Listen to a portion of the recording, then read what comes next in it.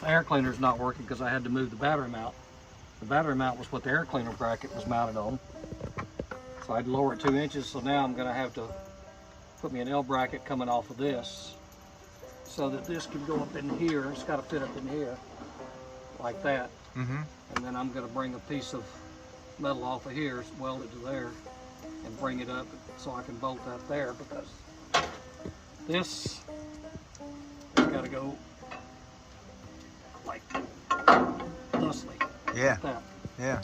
And I thought about it, I could mount it down here, but then I'd have to Cut that cut and this down re-weld and it. re-weld it, and all Right. that, and I just, Yeah. it's too much trouble. This will work. Yeah.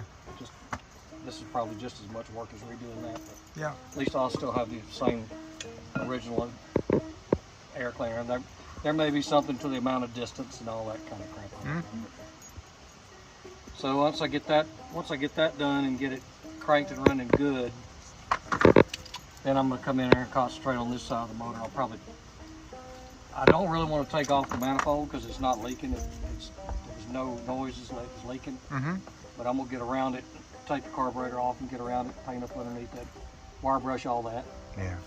I'm gonna take the governor off and clean it up, and then clean the bottom of the motor. And did you notice the two welds down here? Have you looked at it?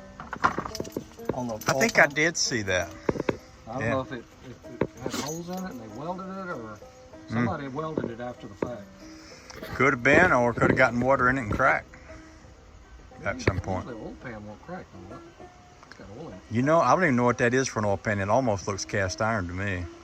And if you think about it, It is. It's cast. and if you think about it, that oil pan is the frame. I mean, Yeah. that engine and that oil pan Yeah, and it's all of one that unit. Yeah. is the only thing that connects it to the front end. So I've thought about Ford tractors, because you see a lot of people putting like V8 engines in them. Right.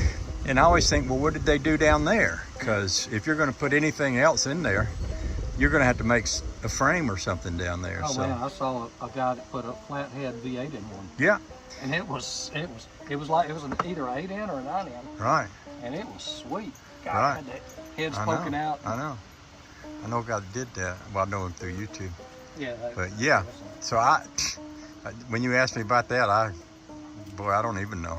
But it's an interesting concept to think about if you think about it. You know, that the motor and the transmission and the rear end is the frame. Yeah. Yeah. Exactly. There is no frame. Yeah. There's no.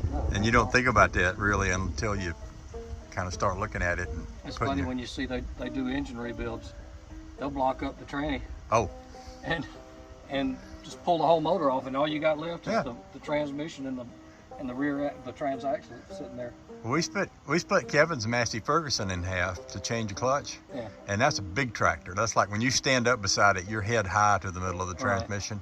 And so we had to break it in half, pull the parts apart, block everything up, and then reach in there to change the clutch. And I wish I'd have been shooting video in those days. I didn't have one, but we were in there with the gearbox and the clutch, and oh man, wasn't that fun. I guess it wasn't, I don't think it was the clutch. I think it was the transmission itself. The gears had locked. Mm-hmm. And he had taken it apart, and when he got it back together, he couldn't get the gears to unlock so he could shift it. And we spent about a day and a half in there messing with it, and then he went out there one day and it clicked together, and bing bang, it's Wow. ready.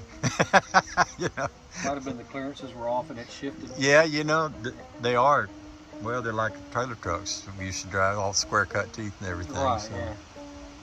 yeah. So I was going to show you the 3-point hitch. Remember it was down? Yeah. When I got it cranked the other day, I didn't realize it, but Yeah. that was up. But it Yeah. went all the way up. You know, that's the other thing about these that you don't think about unless you've had one, but all the hydraulics are built into this. Mhm. And if you've got a Yanmar or a John Deere or anything like that, it's got all these little tubes on it, and one of them breaks, and then you're out spending $50 and replacing tubes on it. Well, when we first cranked it, this little lever over here, the PTO engage, Yeah. was turned on. Yeah. And then when I cranked it the other day, I was just over here fiddling with it. I moved it. And Yeah. when I cranked it when Dixie was out here, and it ran for 30 seconds. She was like, oh wow, that runs, it really runs, it really runs. And then I came back here and realized the PTO had come all the way up. Well, you know, this is your lift here. Yeah, right. Yeah. But But it's, you know, I'll get this cleaned up. I'll wire brush this. It's in good shape, really. There's no pitting to speak of other than just being 80 years old. That's going to be a beautiful thing. I believe, was this the first year they made them? Yeah. Yeah, I was thinking This it was. This is my serial number 5,222. That's what the serial number says right there, 55222. So it says 9N5222. Wow. So and they made 10,000 of them the first year. So this was the middle of the production line. That's awesome. That's awesome. I got to get me my little winglets right here. That Yeah. make these little raised wood metal winglets attach right here, and then your headlights attach right on it. Yeah. I got this fixed.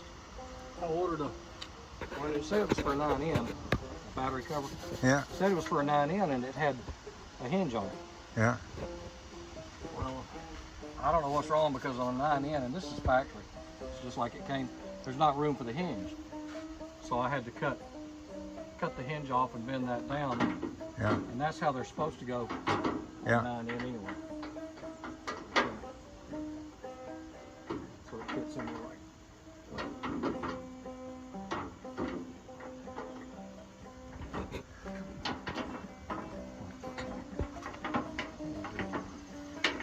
I know the routine on mine. Mine's different, but every time I go to raise and lower it, it's like trying to figure out how to, There we go. you know, get all the See, little I'm just things in gonna- a row. I told Bill I was just going to weld this up and regrind it down and repaint it.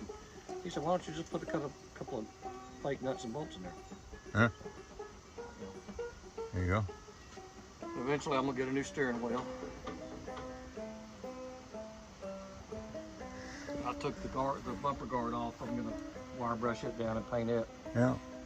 But then after that, I get to work on this. Boy, it's a beautiful thing. It's, you know, it's a lot of work, but you know, work on it. I'm taking my time. I'm piddling with it. Yeah. If I feel like it, I come out here and work on it. If I don't, Well, for the sake of YouTubers that don't know, this was a gift from Rusty Akers, who lives down in Florida, and he doesn't make a lot of YouTube videos, but he's a heck of a nice guy. He put this on a trailer and brought it to my house, dropped it in my yard, and said, here's a tractor. And I decided that I would rather watch my neighbor have it than have it myself. So he graciously volunteered to take it off my hands for a reasonable price.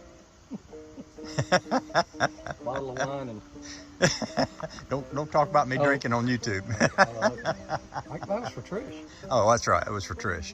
Yeah, okay. I'm in the clear now. Well, it's yard art. It's technically yard art.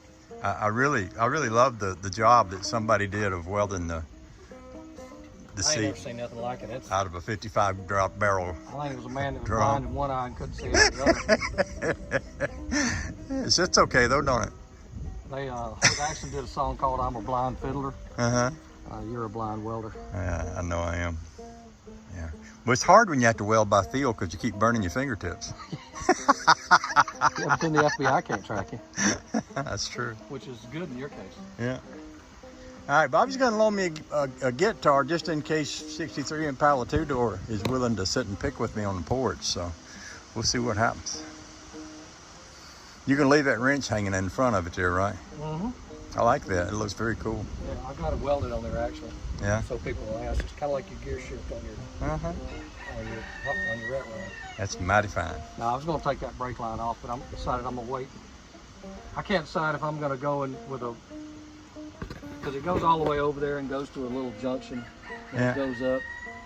It just seems like that's a lot of extra work, and I'm thinking about redoing it and just putting another line on it, Yeah. rerouting it up, and just redoing a whole new line. Yeah. You're getting pretty pumpkins on your house. You're ready for Halloween almost, ain't you? Yeah. That's going to be great. She gave most of her real ones to Teresa for the party, Right. Well, but we still got, I think she's got 6 or 8 out there in the pumpkin patch.